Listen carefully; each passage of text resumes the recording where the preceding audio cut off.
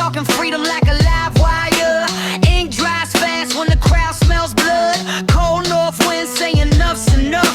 Minneapolis shaking, windows screaming back. Wrong place, wrong night, no side to pick a flag. Sirens talk louder than the people do. Warnings on the air like a match struck blue. Turn the mic up, let the narrative bend. Truth's a weapon when the filter's in. Every headline begging you to choose, but the noise is the point, not the news. Turn the mic up, let the narrative bend. Truth's a weapon when the filter's in. Every headline begging you to choose, but the noise is the point, not the news. Cameras rolling while the sacred cracks. Outrage packaged tight, sold in stacks. Every moment framed for a viral fight. Sanctity versus the algorithm's bite. Beliefs flip fast when the lights burn hot. Convictions rented, not bought. Crowds cheer change like it's always been there. Certainty's a costume people wear. Pixel heroes glitch the script. Icon born from a boardroom slip. They tried to preach, the code pushed back. Now the avatar walks off track. Turn the mic up, let the narrative bend. Truth's a weapon when the filter's in. Every headline begging you to choose, but the noise is the point, not the news. Turn the mic up, let the narrative bend. Truth's a weapon when the filter's in. Every headline begging you to choose, but the noise is the point, not the news. Greenland headlines, thunder with no rain. Big talk circles, nothing changes lanes. Meetings end, the ice still cold. Power loves the stories it never holds. Red pill static, signal scarred. Every side swears they hold the cards. Kill the feed, read between. The loudest war is unseen. Turn the mic up, let the narrative bend. Truth's a weapon when the filter's in. Every headline begging you to choose, but the noise is the point, not the news. Turn the mic up, let the narrative bend. Truth's a weapon when the filter's in. Every headline begging you to choose, but the noise is the point, not the news. Turn the mic up, turn the mic up, turn the mic up, turn the mic up, turn the mic up, turn the mic up, turn the mic up, not the news. People who aren't normal and shit. And like this on Christmas Day is what pops out of your head, V. Well, you asked what I've been up to. I mean, I've been shopping, fool. define normal, first of all. That's Okay, normal is a mofo who can just go into Walmart just like a Normal person. like a normal person, go in and just buy something. No, you come in the Walmart and I'm close to, no, you're gonna see some ghetto ladies. Some call them how you say biatches, and they come in wearing their booty shorts or have their booties hanging out. They'll actively pick at their underwear in front of you that's underneath their booty shorts, pulling them out of their craw, and then proceed to reach onto the produce area and grab items and inspect them and put them back. man, dude. I stopped posting. I stopped posting pictures of that shit freaking like 10 years ago. You know what I mean? It's like, god damn, dude. I have seen the degradation of society, and God bless Walmart.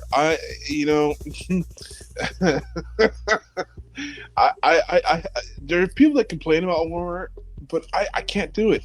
They're just Walmart's just okay for the small towns I lived in for many years. A small town in California called Oroville. Population of 16,000 people. Mm-hmm. And so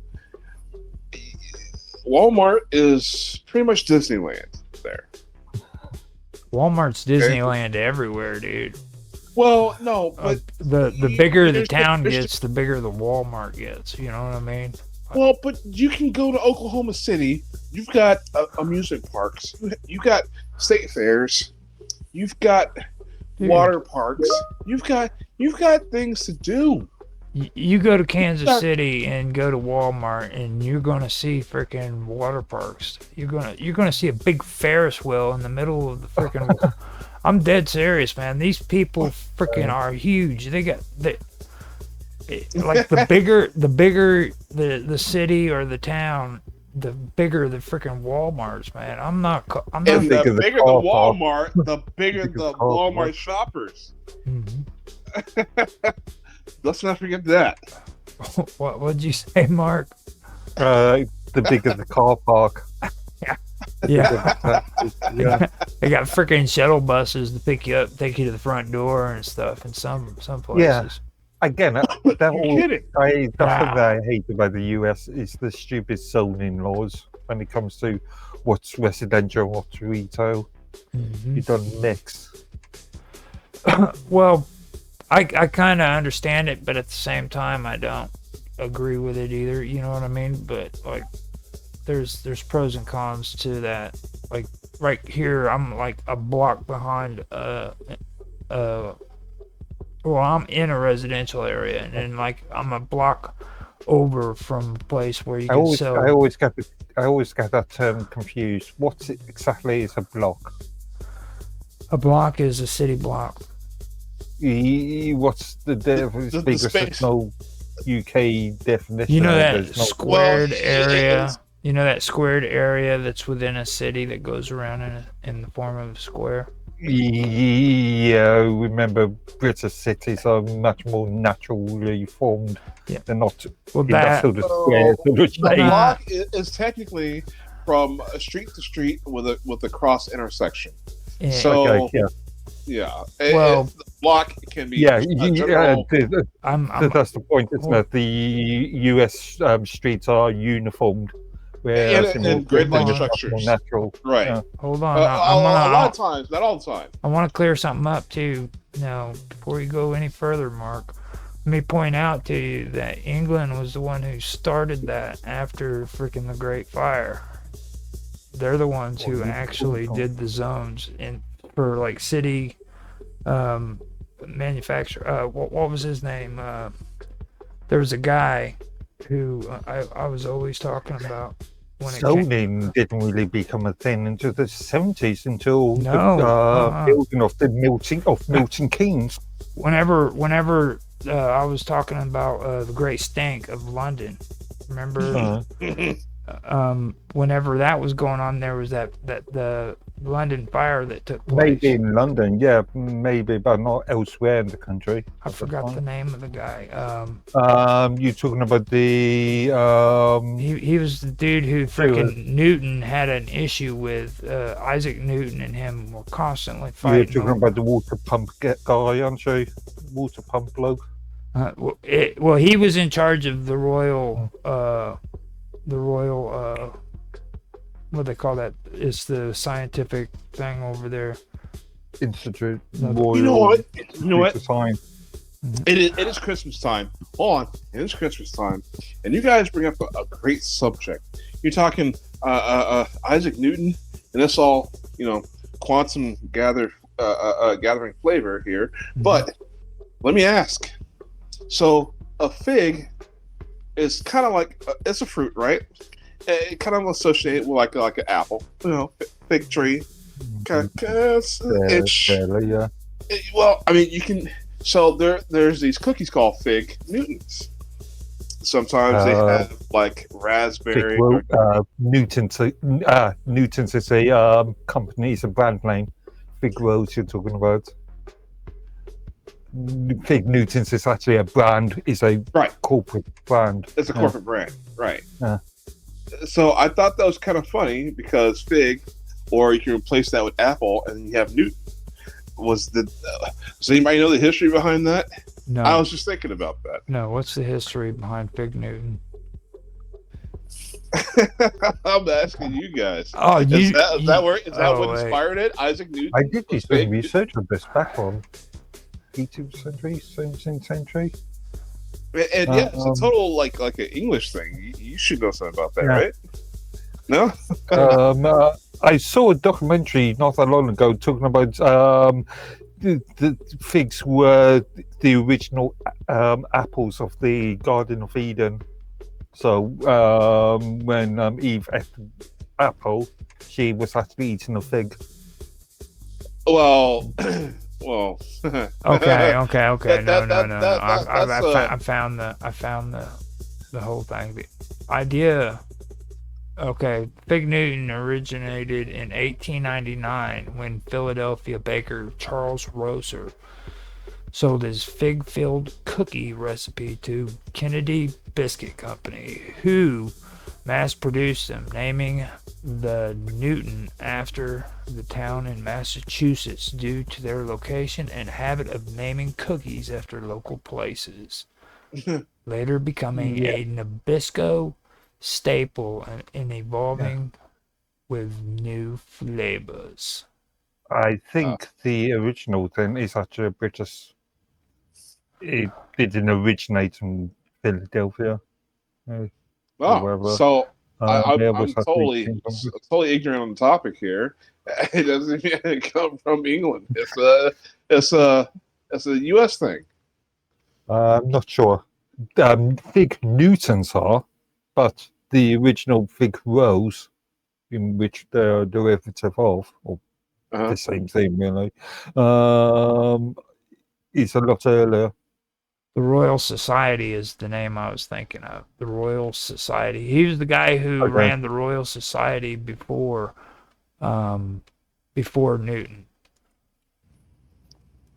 Does that society still exist? Oh yeah. Yeah.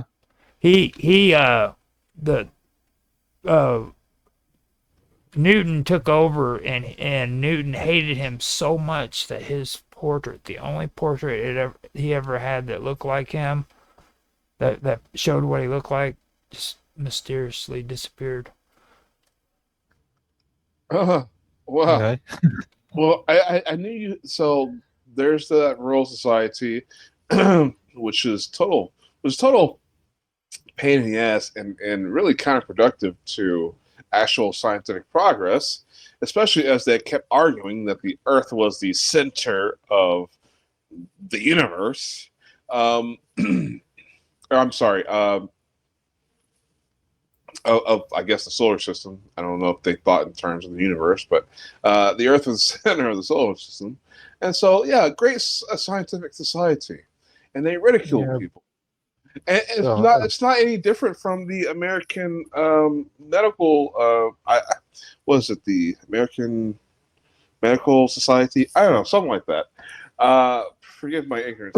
I'm halfway through a holiday drink, and yeah, but yeah, so we had associations here in America that just totally stopped medical progress. So these science societies and these medical communities,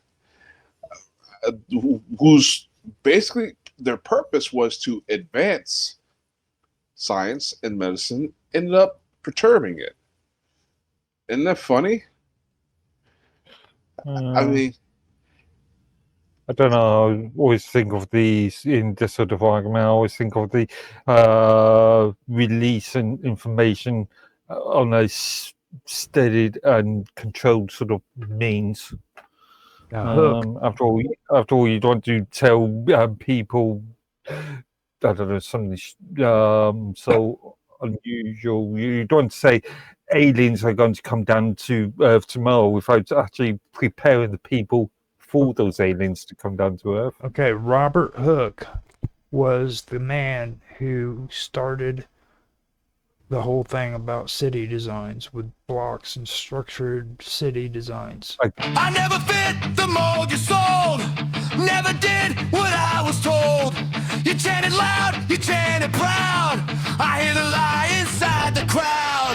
You clap along, you're not on cue, I don't need a script like you. I saw the flame, I saw the trap, so I stepped down, didn't clap. I'm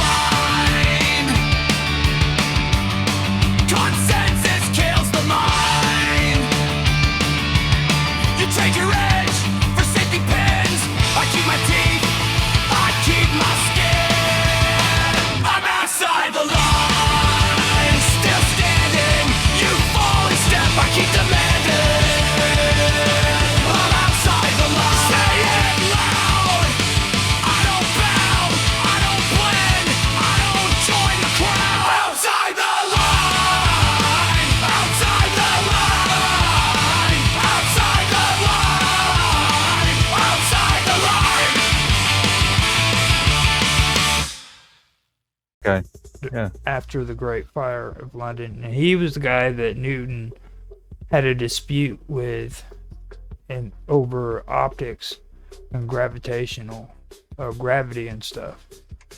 And they were always bickering at each other, and it's suspected that Newton destroyed or frickin' stole his portrait, which was hung in the Royal Society. A little bit of historical facts for you guys. They were frickin' 100% against one another, dude. They were arch enemies. Like, I don't know who would be the good guy and the bad guy. He gave us concepts of gravity. This other guy put us in grids that makes it easier for the man to monitor and control us. So I don't know. You tell me. Now, Robert Hooke was inches away from actually discovering oxygen. Just so you know, that's how he was an observer, though. He wasn't able to write it down like Newton could. You know what I mean? Or he didn't discover oxygen. He pretty much created a theory of what oxygen is. He came close. He couldn't write it down. He had a hook for him. Millions years beforehand. Else we would be here. Well, he said he discovered it. Robert Hooke said, I discovered it. No, he did not. But Roger, he couldn't have written it down. He had a hook for a hand, right? No. Are we not talking about the same Hook? No, Robert Hooke is a scientist. The same guy who kept trying to capture Peter Pan? No, Peter Pan is a completely different story altogether. All right. Okay. Gotcha. That's an interesting story, though. I actually did that. I've done 2 stories on the Great Stink of London, dude. And whenever I freaking learned about the story between Newton and Robert Hooke, it was just the coolest thing. You know what I'm saying? Because like everybody thinks like scientists are supposed to like collaborate and get along with each other, and they hate each other's guts. They go to war with each other. The guys who progressed archaeology in the field of the dinosaurs, those guys would fight like crazy. They would literally destroy each other over journalistic papers and findings. They would fight over who claimed it first, who saw it first, and they would spend all the money that they would make and put it into campaigns to destroy each other. And at the end of the day, they would literally destroy each other. It's insane. So, Mark, what did you get for Christmas this year? What did I get for Christmas? That's a good question.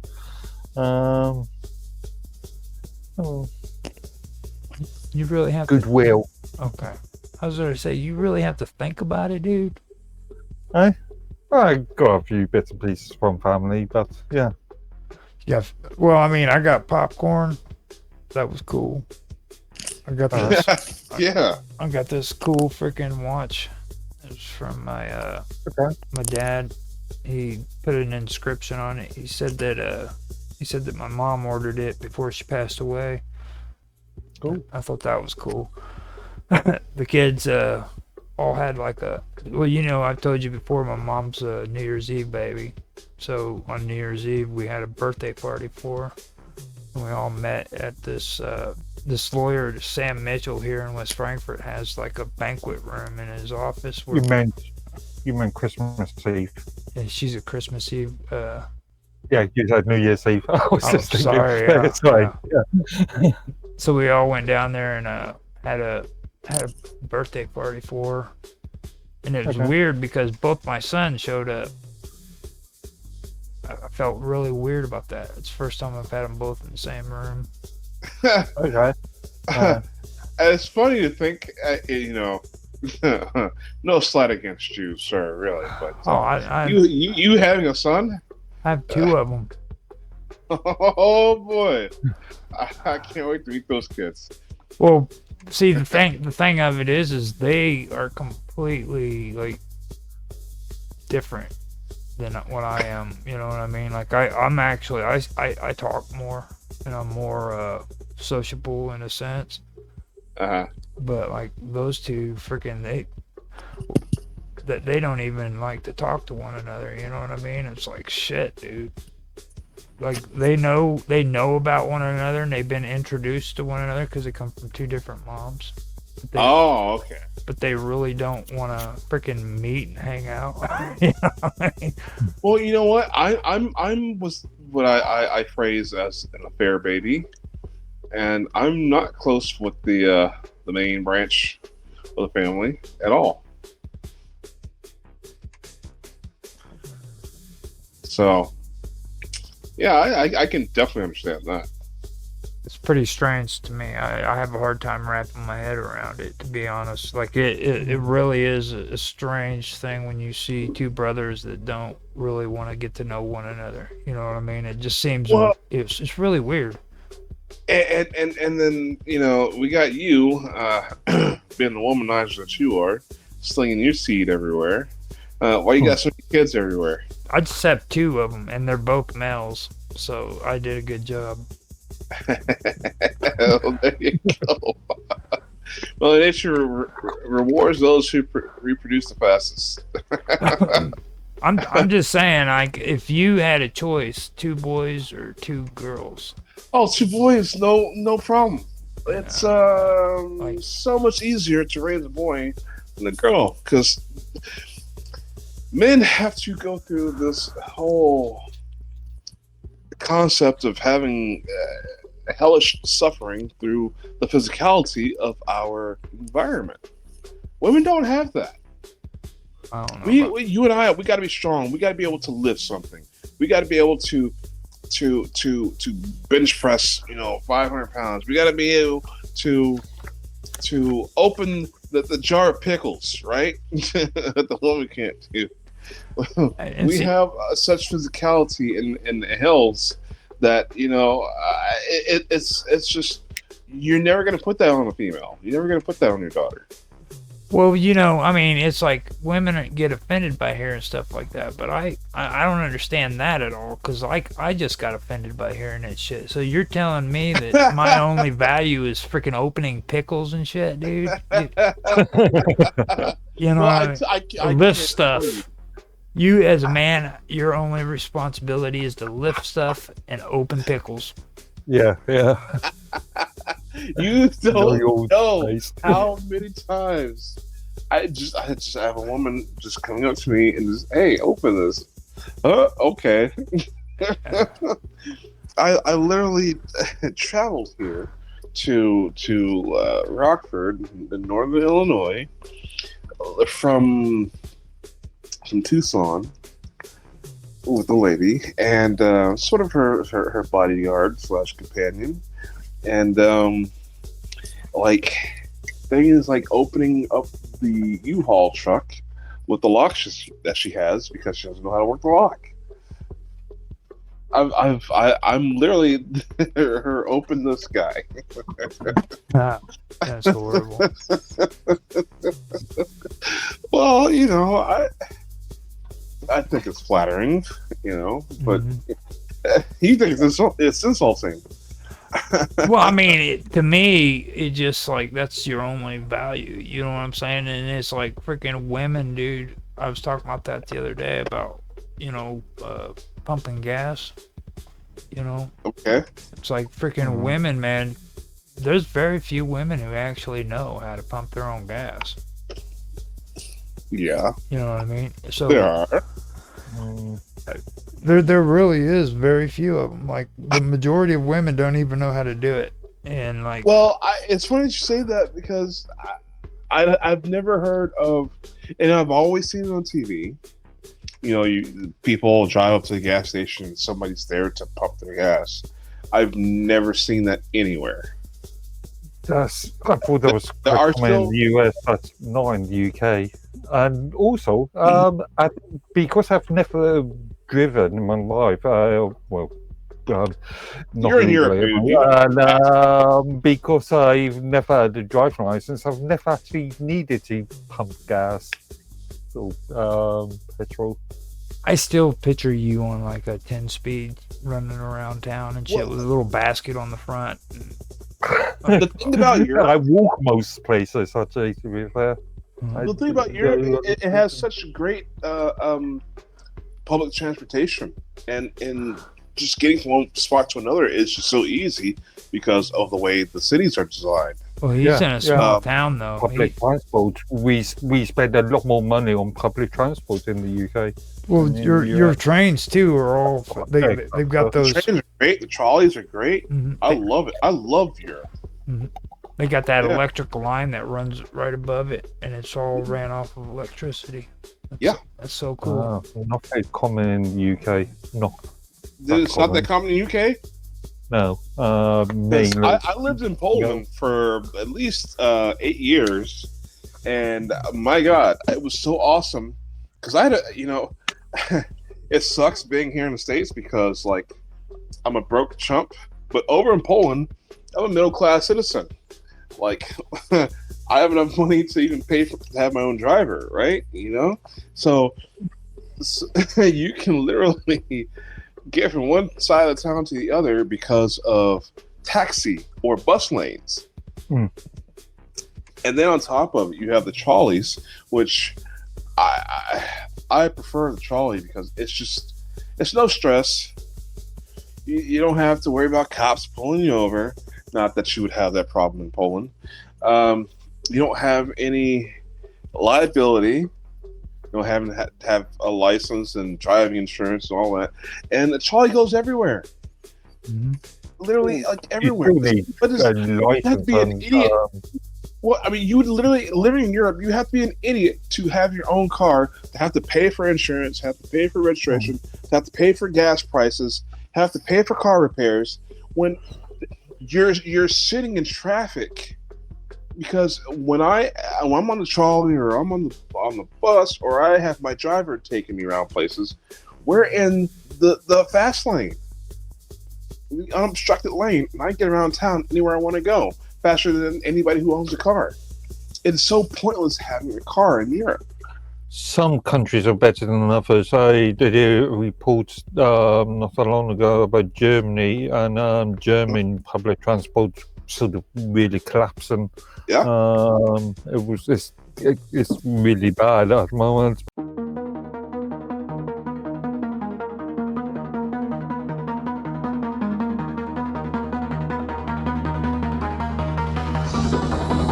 You took two truths, forced them to rhyme, measure distance, lost the line.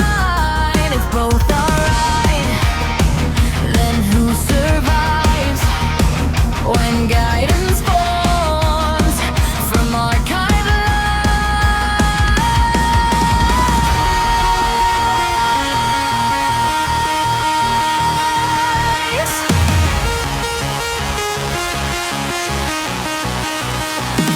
You tried to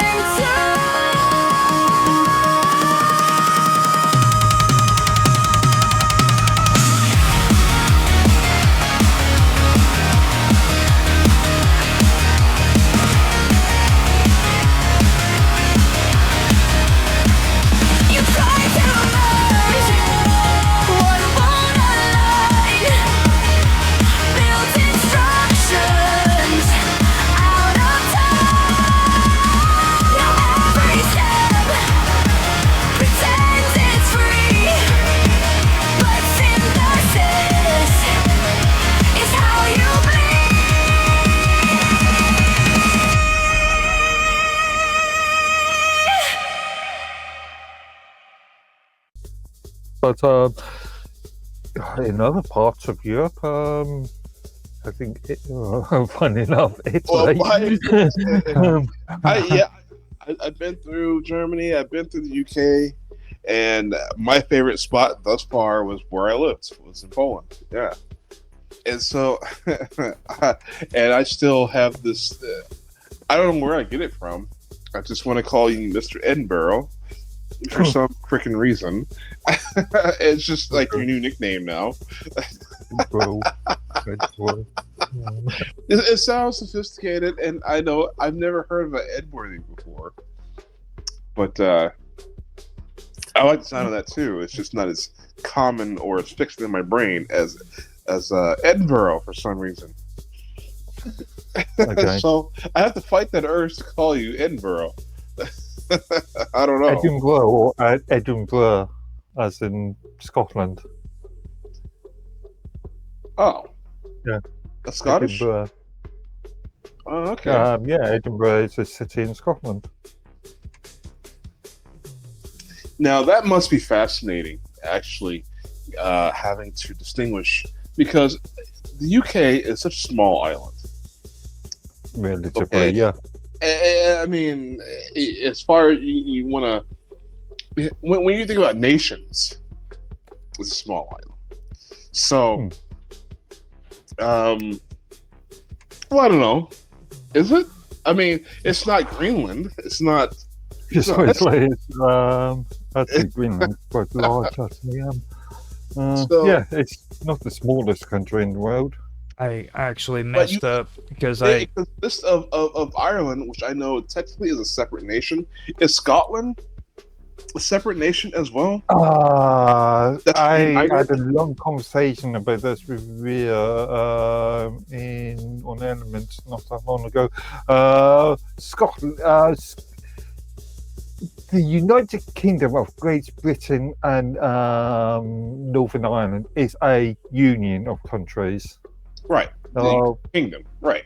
I get it. Yeah, I get England, Wales, Scotland, Northern Ireland, and technically things like Isles of Man. I mean, so you've got England, you've got Scotland, and you've got Ireland. Is there anybody else that we're missing? Northern Ireland.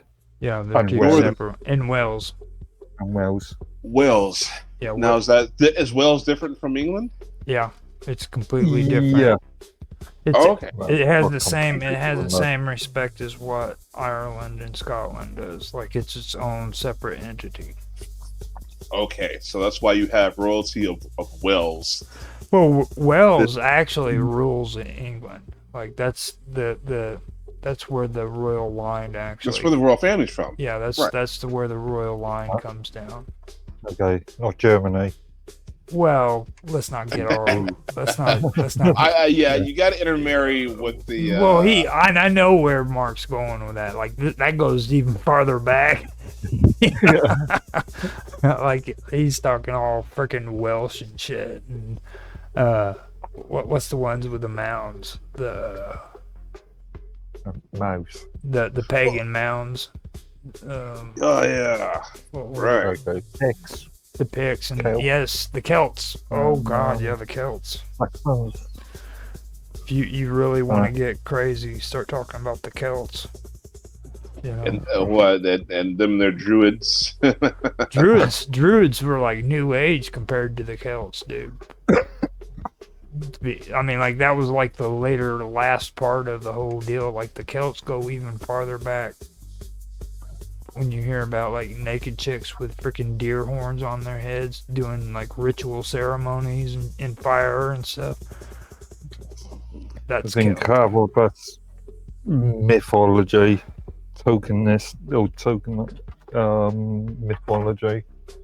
You don't think you've been playing too many Elder Scrolls games? So you've never been to like you've never been to freaking what is that? That Stonehenge. You've never been to one of their... even though it's technically only just up the road from me. It's about, I don't know, 40-minute drive, maybe 50. Yeah, about an hour's worth of drive. Next time they have a solstice celebration, go hang out. just go there and hang out, man. You don't have to do anything. Just you'll see what it's like. Except for pay. Glastonbury, access to Glastonbury is extremely expensive now. Yeah, either the festival or so long the, as you bring a child, bring a blood offering, it should get you in there like that, right? Yeah, I don't think that's how it works these days. That's so freaking like 1320 and shit. I can't believe you said that. Oh, I'm sorry, I'm outdated. My God, talk about not up with the times. Like, grow up, dude. That was so freaking 1224 BC.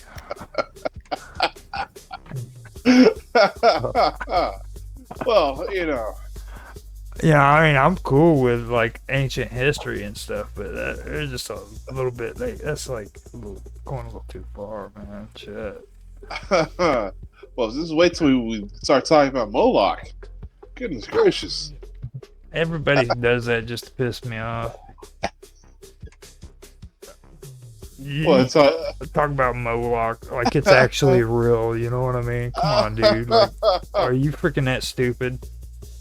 You know, it's like what?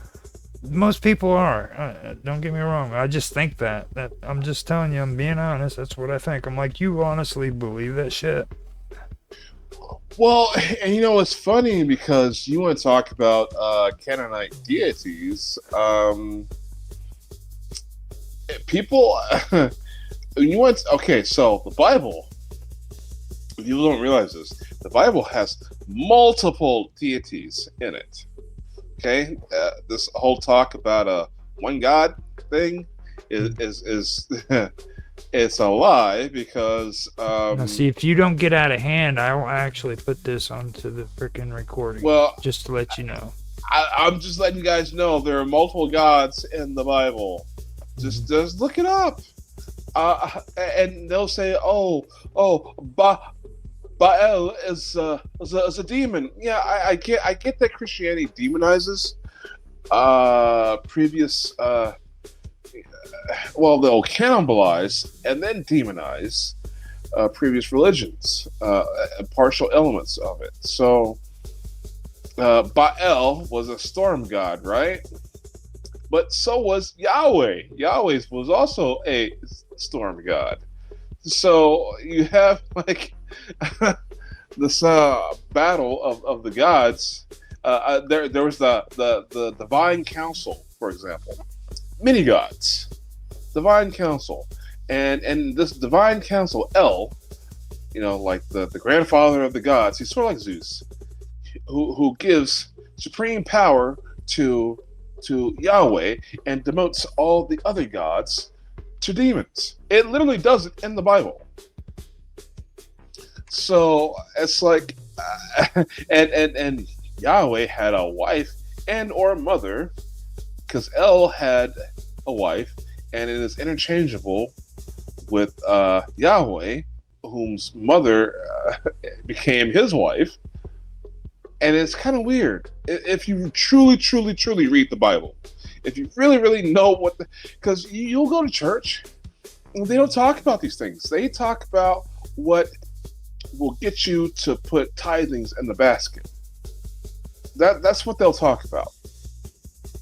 And I think it's a disservice and not to really go into what the Bible's really all about. There are many gods in the Bible. You know, that's why it states in the Ten Commandments, right? Thou shalt not have no other gods before me, because I am a jealous God. That's the full thing that nobody sees anymore. It's because he explains he's a jealous God. And I forgot how we got into this topic, but yeah, Bible, fascinating. And I like how it goes in it. There's so much of it that is not originally Hebrew, but Canaanite. And so so you have things like Murloc or oh shoot, I forgot his name already. So you have all these other gods, and it's all from the Canaanite religion. Which, if you know who the Canaanites are, well, that's the Ethiopians. Okay, this is which are a part of one of the tribes of Judah. All right, one of the oldest. There's actually a a more southern tribe of Africans whom have been DNA tested, and it has been declared they were one of the lost tribes of Judah. Now we have all this whitewashing of these people and of the area. The true Hebrews, where I hate to bust anyone's bubbles, but they were black, all right, and or a mixture of Arab descent. Okay, a blue-eyed blonde Jesus, that it's just not realistic. I really know it's gonna sound unpopular fact out there, and I know every race likes to personalize their Lord and Savior to make it look like them, but when it describes Jesus as having dark skin and hair like wool in the Bible, well, that should tell you something. And it's like, well, the people today don't look like the people. The Jews of today don't look like the Hebrews of the past. No more than the Incans look like the Mexicans of today.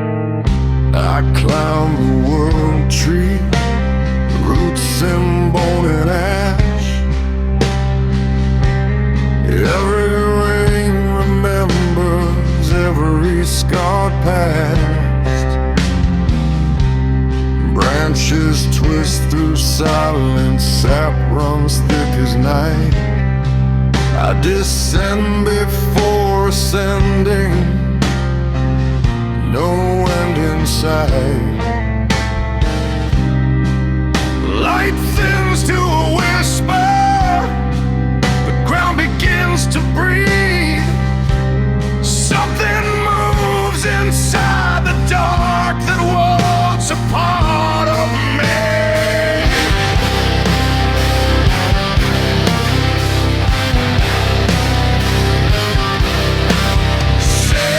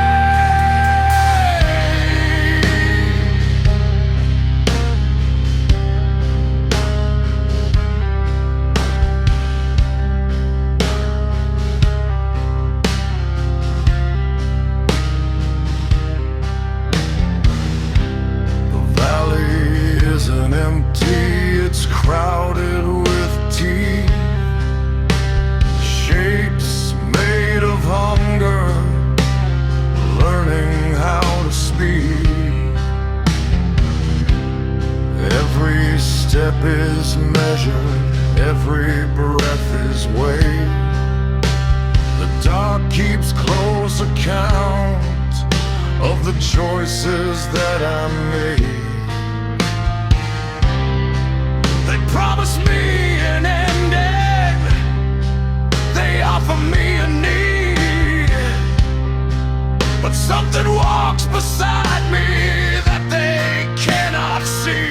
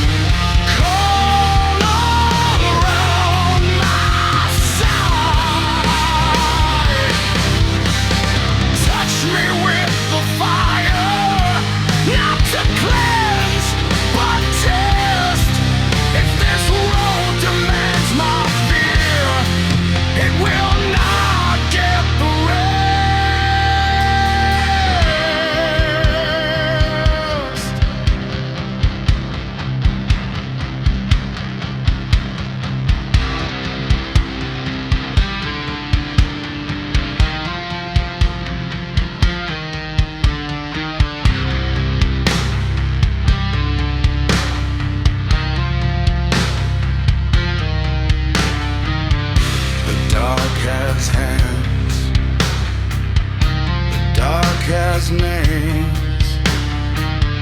It knows my shape, it knows my face, but it does not steer, it does not decide. It only waits to see if I'll break inside.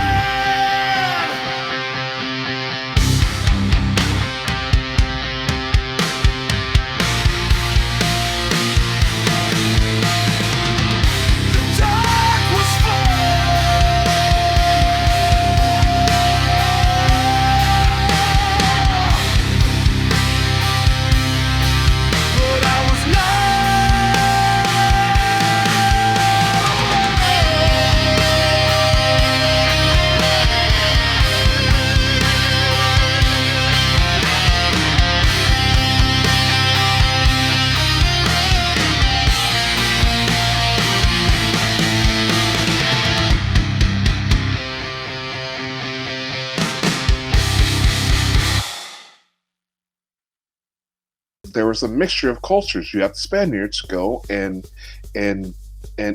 go and mix with those people, and they created Mexicans. Mexicans didn't exist 1,000 years ago. Okay, so same thing with the modern Jew. Okay, you have the Ashkenazi Jew come down and from Germany into Africa and create the state of Israel. Okay, not their real land, not their real heritage, not their real religion. But if you want to control the world, you gotta hijack prophecy. That's one of those things. And so I'm gonna just throw out every controversial thing that I know until you guys stop me. So just wait for when you guys jump in.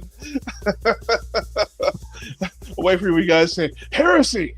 We have a heretic among us. I'm not going to say anything. I've learned to never say heresy when it comes to you because, like, you're willing to say anything.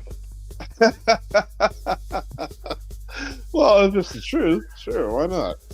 So, I can tell you one thing if you want me to do it. I can do this Christmas dinner. I can go switch the characters around to where we can do like all us three doing it. You guys want to do that? You're talking about a reading? Yeah. It's got a demented turkey in it. Demented turkey. That sounds like my role. I can call freaking Mark Lord Edworthy too. Lord Edworthy. Use my rightful title. There you go. You want to do it? Wait. Did you buy some land from the Yeah, you bought one of those trees. No, are you Lord? He. Okay. Actually, that's a good question. As far as I've done some genealogy and potentially a Viscount in or Baron of Viscount in Germany, potentially. Oh well, just by marriage, I'm a Viscount of Lower Silesia, Poland. That doesn't even sound good. Yeah, I know, right? I don't say it very often. A Viscount, yeah. So, just technically, what is that? Because that just sounds hideous. Well, so I married. This is just for you guys, but I married the daughter of a Polish duchess. They're actually Austrian, but you know, Austrian duchess, but they live in Poland, and have had their time there for quite some time. So the mother's still alive, so the daughter is just a princess of a type. She'll soon to be a duchess once her mother dies, but until then, I'm just a viscount. The aristocracy is not in power, so these titles don't mean anything. So, but it's fun. I'm literally able to say that I'm the first black man who's like amongst like a role. I wouldn't say the first, but maybe the first to talk about it on the air or on a show or something. I don't know, but it's very interesting. My story is much like the Count of Monte Cristo. So that I've never seen the movie, I never read the book, but people keep telling me that. Dude, you like the Count of Monte Cristo? Well, really? Yeah, because I came from hell, right? I went through a hellish fight with my government just for me to move to Poland and get married to the upper crust there. And yeah, I've been doing things that my government hates, and there's nothing they can freaking do about it.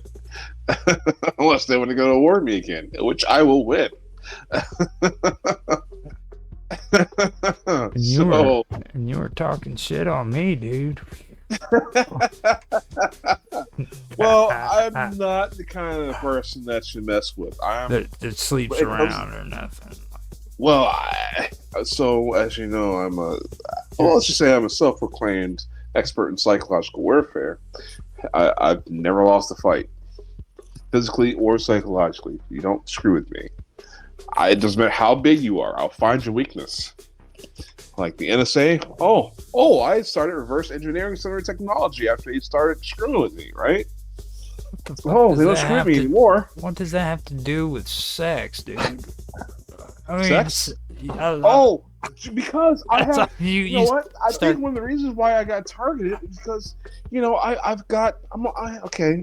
Black and Native American. Mm-hmm. It's my heritage, and I do well with the ladies. Mm-hmm. I've always done well with the ladies. And it's my theory that we have so many problems on this planet because the white man, and I apologize to my two people on the show here, but the white man is okay. Let me say this: when you got 8-9 inches, you're not worried about nothing. The girls love you. You're getting yours. Life is great. Mm-hmm. But when you got 3 inches, you hate the world and you hate everybody in it. 8 inches? Like 1 inch makes a difference? I'm sorry. But what do you mean? Didn't you just say if you have 8 inches, you hate the world? No, I said if you have 3 inches. Okay. Yeah, I don't even know what the hell. Not the size, it's what you do with it. That's important. Well, you know that. I know that. But these people who are quote unquote